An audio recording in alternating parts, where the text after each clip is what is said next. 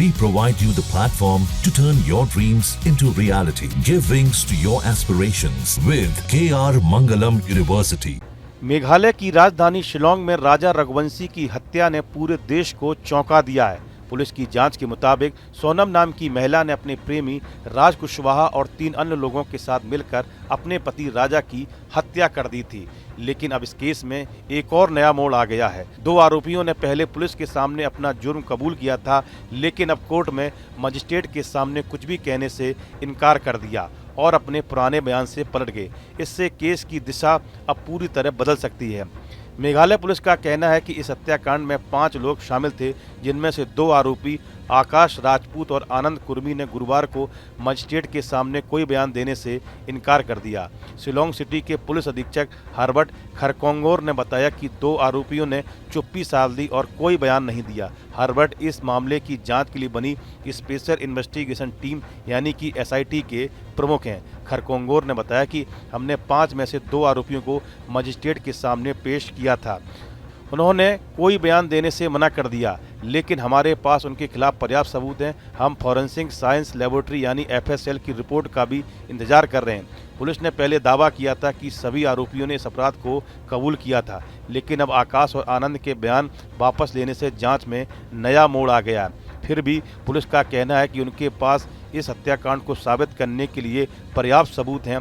अब पुलिस के लिए यह मामला और पेचीदा हो गया। आरोपियों के पलटने से जांच प्रभावित हो सकती है। ऐसे में पुलिस को अब नए सिरे से सबूत इकट्ठा करने होंगे और यह साबित करना होगा कि हत्या की योजना किसने बनाई थी और इसमें कौन कौन शामिल था। वहीं राजा रघुवंशी की हत्या के मामले में हर दिन नए चौंकाने वाले खुलासे हो रहे हैं। शिलांग पुलिस अब तक इस मामले में कुल 8 आरोपियों को गिरफ्तार कर चुकी है।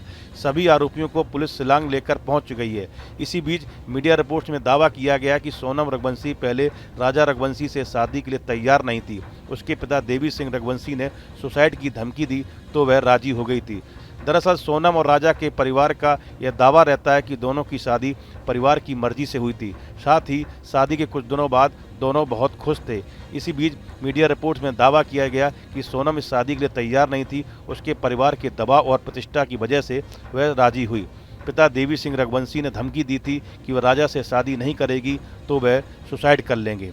इससे पहले राजा रघुवंशी हत्याकांड में पुलिस को एक अहम सबूत लगा। दरअसल उन्हें इंदौर में नाले के अंदर से एक आरोपी सोनल रघुवंशी का लैपटॉप मिला है। सोनम के लैपटॉप की सर्चिंग जारी थी। बीते 2 दिनों से पुलिस और क्राइम ब्रांच की टीम सोनल रघुवंशी के लैपटॉप की तलाश कर रही थी। बाद में इसकी तलाश पूरी हुई।